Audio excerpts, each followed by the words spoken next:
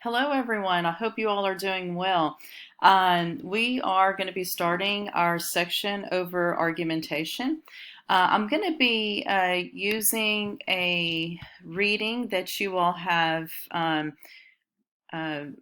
read before, and this is The Centrality of Argument.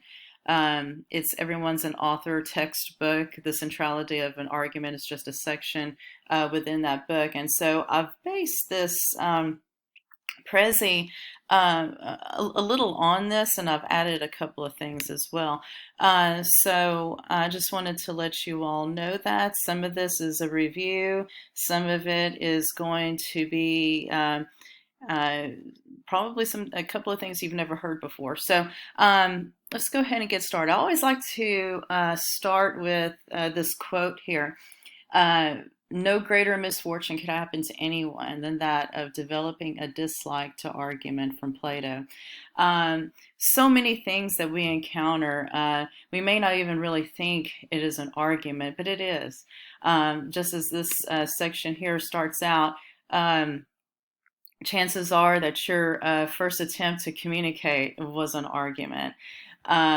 So we are around arguments everywhere, in the media, at home, school. We are surrounded by arguments, and we make our own arguments as well. Um, where do arguments come from? Well, I kind of already touched on that. They can really come from anywhere, and they can come from any format as well. They can come from your words, somebody else's words. It can come from imagery. You can think about it, commercials, uh, ads and newspapers, magazines, social media, and the way that these are presented. Positioning of or size of font, um, juxtaposition, music, all this can carry implied messages, and in many more ways as well.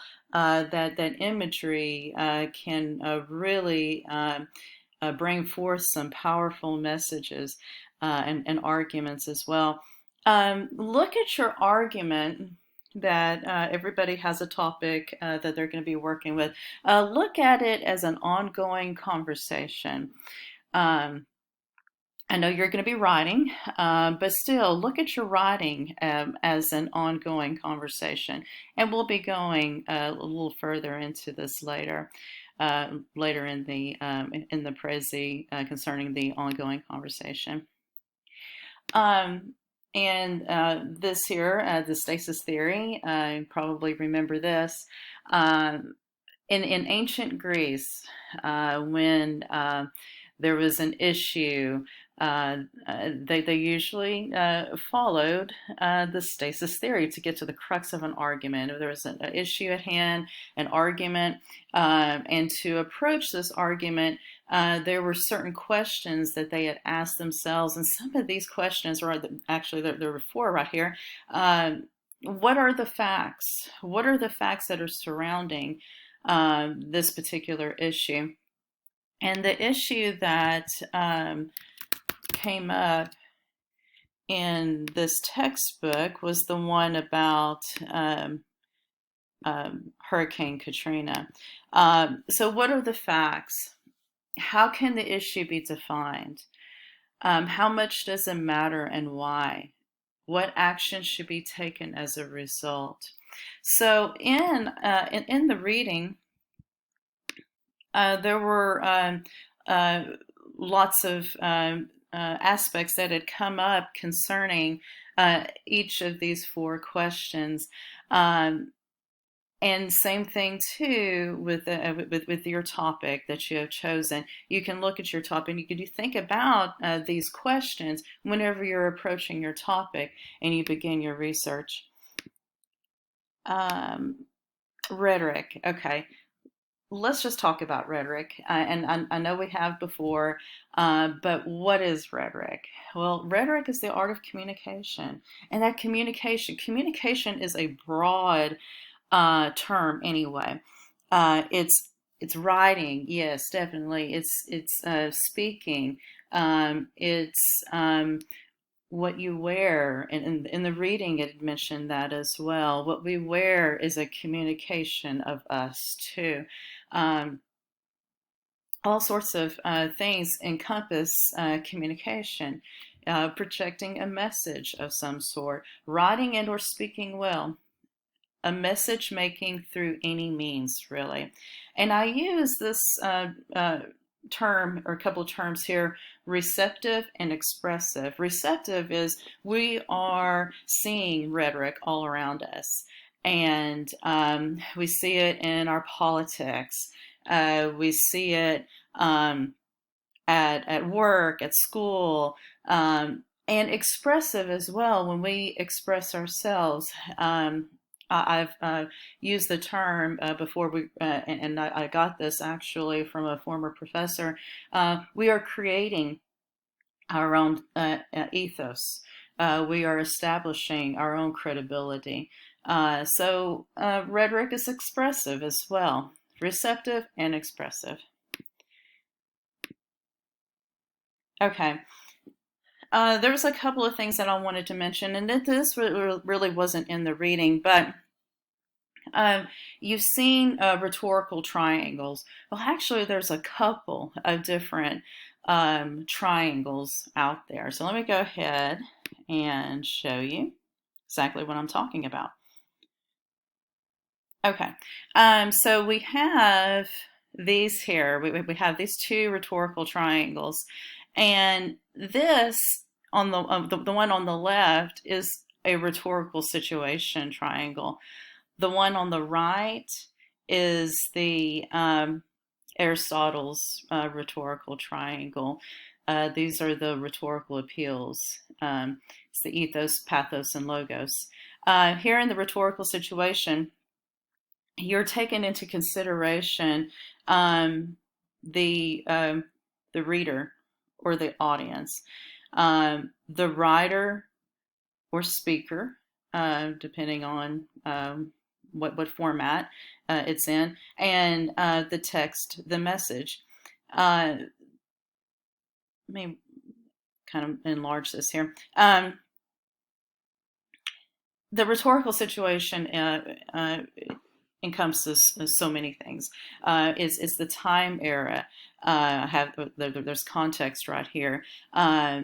The particular situation that is at hand, the audience may be full of different types of people. So whenever you are writing your paper, you have to write with the audience in mind. Um, and then that way you can tailor the message accordingly. Uh, that is really the rhetorical situation. Very important to take into consideration whenever you embark on this research paper. Another one too, and this is and we've talked about this before, uh, the pathos, the emotion, empathy, logos, ethos, logos logic, ethos credibility, and all these work together to create your writing. And I'm going to add a couple of more things to especially this right here, the ethos, pathos, and logos, in the next screen, or in the next slide that I show you in the Prezi. An argument, I'm going to read this part here. An argument is not totally effective if it does not appeal emotionally to the audience, much like how it is not effective if it lacks forms of logic to make the argument factually sound or credibility to make the argument ethically sound. All three really must be working together. It must be balanced, same as this as well. Balance is something that's very, very important when it comes to writing, when it comes to composition. Okay. Okay. So kind of to elaborate on the screen before, I have the emotional appeals here. And the reading has something really interesting about ethos. And I'm going to something concerning Mandela. Let's see here, Nelson Mandela. Something that is very important when it comes to ethos, and I'm going to build on it a little bit whenever I talk about identification. Whenever I talk about identification right here. Ethos, of course, is building credibility about yourself. Also, to being able to build a common ground between you and your audience. Um, Nelson Mandela did this very thing, and he did so through rugby.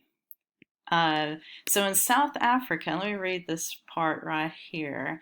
Mandela understood, in short, that when people were as far apart in their thinking as black and white South Africans were when apartheid ended, the only way to move forward, to make arguments for the country's future that both groups would listen to, was to discover something that could bring them together. For Mandela and for South Africa, rugby provided the common ground. So not only showing your credibility with showing that you're a trustworthy person, but to build a common ground between you and your audience really plays an important part. So I'm going to expand a little bit more with the emotional appeals by bringing in something called, I don't know if you've ever heard this before, but it's called Kairos. I've heard it pronounced Kairos, Kairos, Kairos. I usually pronounce it Kairos. In the theory of identification. So I'm going to talk a little bit about this and how that can broaden your a message, help contribute to your message and what you all consider whenever you are writing your paper. Let's go ahead and take a look at Kairos. Kairos, is the Greek god of opportunity and the youngest son of Zeus. So I'm going to show you what he looks like. All right. Here he is.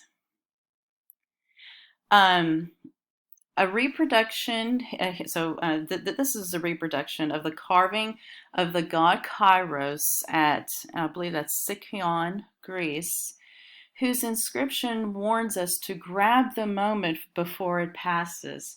So in Greek, there are two terms for time. There's chronos, which is something that you're really used to.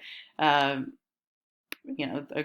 chronological time, clock time, if you want to think of it that way. And then there is Kairos, the right time. Very similar to exigence. Exigence is, and we've gone over this before, it's what moved the author to write, or the speaker to speak. What was that thing that moved them? Well, Kairos is very similar to that, but Kairos is um, uh, the right time, the appropriate moment to build your argument. It also includes other little things as well. I have a couple of very short videos that I'm going to show you. Um, the other is Kairos, or the right time, the appropriate time, the moment we need to seize before it passes. I'm not going to read all of this, but there is an inscription on the statue at the bottom of it that reads this right here. And I'm going to go ahead and read this. Okay. On the statue of the god of Kairos, the god of opportunity, and Sicyon are written these words. Kairos time can easily slip away just as Chronos time does. Don't look after it, wanting to grab it in, I'm going to say 2020. This is a few years old, when it's too late. So this is what is inscribed. Why do you stand on tiptoe? I am ever running. And why do you have a pair of wings on your feet? I fly with the wind. And why do you hold a razor in your hand? as a sign that I am sharper than any sharp edge. And why does your hair hang over your face? For anyone who meets me to grab me by the lock of hair. And why, in heaven's name, is the back of your head bald? Because no one I once raced by on my winged feet can grab me from behind, even though they'd love to. Why did the artist make you? For your sake, stranger. So let's take a look at this guy here. He um, he has wings not only on his back, but on the back of his feet because he's swift. He doesn't waste any time. He knows when to act at the appropriate time. He has a balance scale. What he does is balance. This is his razor. Um, Very interesting character here, and he does relate to the emotional appeals. And in rhetoric in general, it's often overlooked. And something that really shouldn't be overlooked. Our timing when we are writing our paper or we're delivering a speech, certain aspects that we want to bring in our argument, we need to bring it in at certain times within the argument.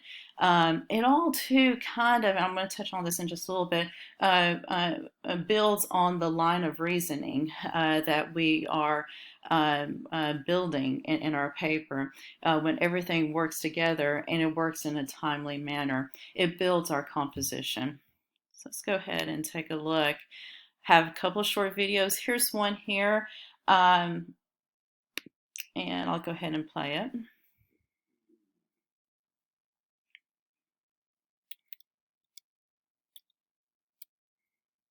To understand kairos in its fullest extent, it is productive to start with the meaning of chronos, or time.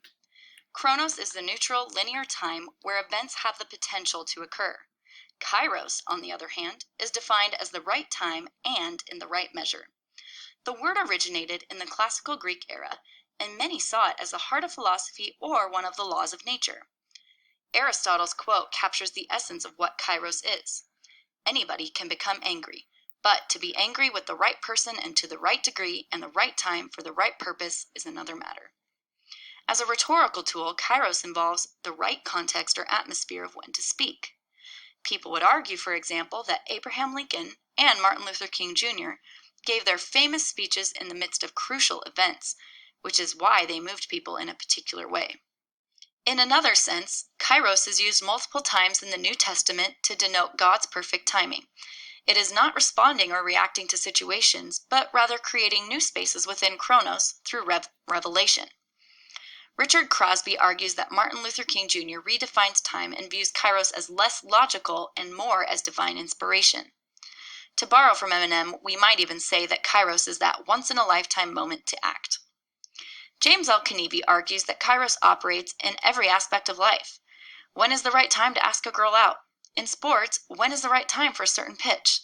There is no place where timing and measure are not important. It is the window of opportunity through which we act. Kenevi also argues that kairos is sometimes in the hands of the rhetor, but sometimes not. For example, the rhetor can control when to speak, but cannot control the context in which he is speaking. In other words, the rhetor must choose the right time and context to place his or her words. For example, at a 4th of July celebration, people are less likely to be moved by anti-American speeches than on a different day where people are gathered for a different cause.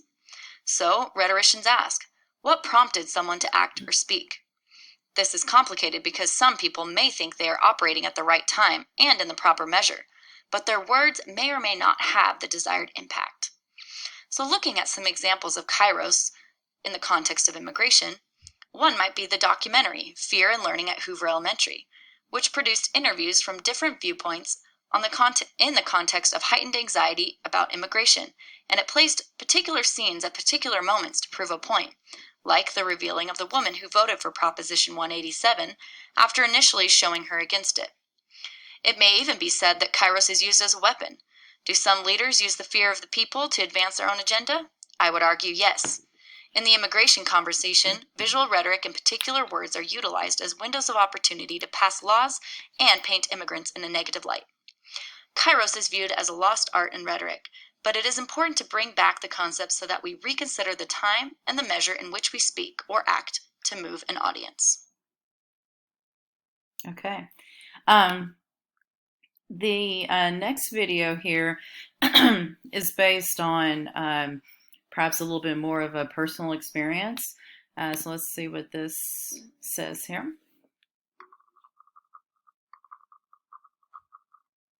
A lot of people who study persuasion know about Aristotle's framework of ethos, logos, and pathos. We're most persuasive when we have the right personal attributes, when the message is logical, and when our audience is touched emotionally. But did you know that there are other elements of Aristotle's approach? And one in particular, what he called kairos, is worth remembering.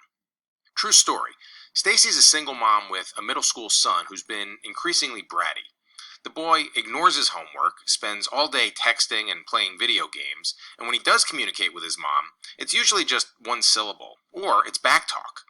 And not only does that bother her, Stacy's worried that things will get even worse in high school. She's tried grounding him and taking away his technology and standing over him while he does his math and all sorts of other command and control methods, but nothing seems to change. Then she decided to take him away for a weekend, just the two of them, to go camping and hiking and fishing. No friends, no homework, no Wi-Fi, no distractions, just mom and me. Real conversations, real listening, and eventually real candor about how each of them was feeling. And it became a turning point in their relationship. Sure, the kid still has his behavioral challenges, but there's a lot more patience and respect on both sides, and even some fun, as the relationship has started to grow. That's kairos, adapting your persuasion strategy to the situation. Stacy understood her son well enough to try a shrewder approach that just might work. In a way, it's like going to your toolbox and selecting the right tool for a job. You don't want to use a hammer on a screw. But until the camping trip, a hammer was the only tool that Stacy had tried. Kairos is more than this, though. There's no exact English translation. It's also about having the right timing for your message. Maybe even creating that moment so that your message is delivered most powerfully. Notice that Stacy didn't just take her son to Starbucks after school to have a heart-to-heart. That wouldn't have worked. Instead, she set up a situation more amenable to deep communication and lasting change. Stacy choreographed that moment. She used not just ethos, logos, and pathos, but kairos as well, an advanced technique. She matched her persuasion strategy to the situation and communicated at the most opportune time. And for her, that was transformational. Okay. So we see here that kairos isn't only just timing, it's excuse me, it's the substance too. How and what is being delivered in your message, timing, what is being delivered, and the substance of that deliverance as well. Another thing that I would like to mention is the theory of identification, building that common ground and really boost your credibility with your audience. And I'm going to tell you a little bit about a rhetorician named Kenneth Burke. He came up with many terms related to rhetoric, but we're going to look at that one term, identification. And let's see here. I was going to read a little something to you.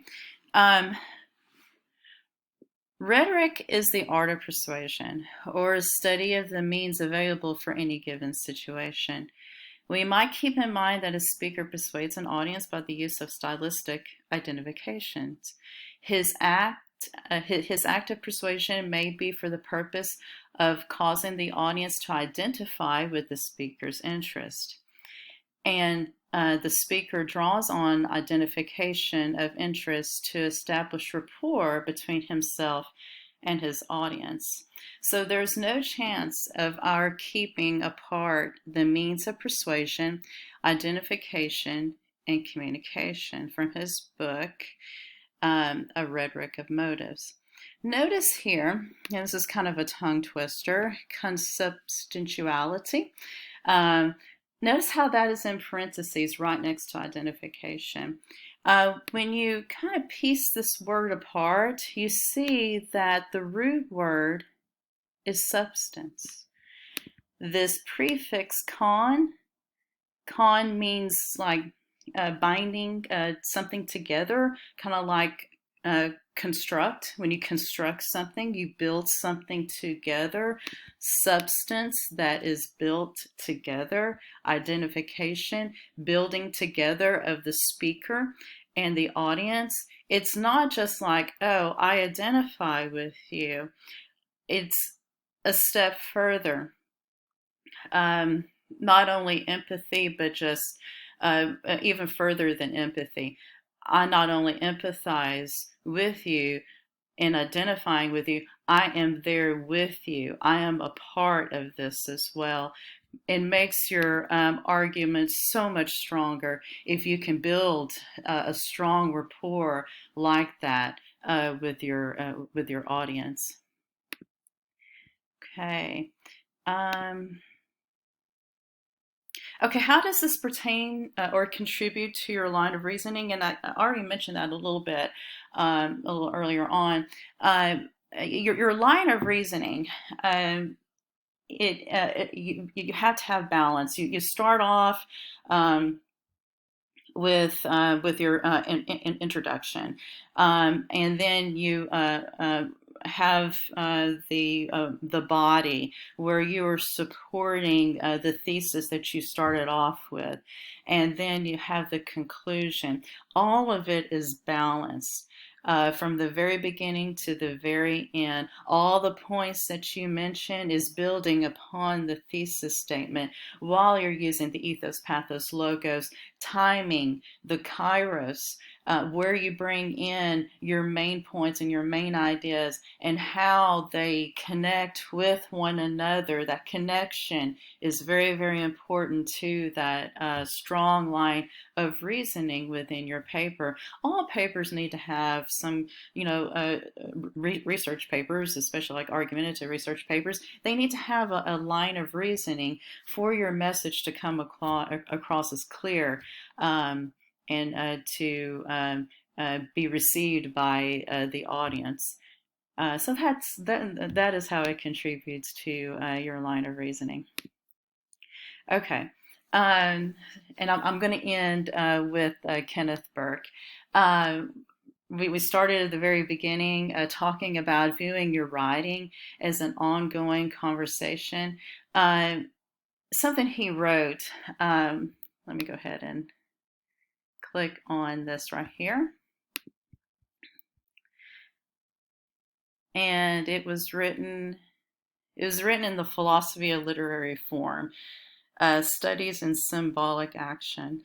It's a metaphor. What I'm about to read is a metaphor, and so let's go ahead and read this together.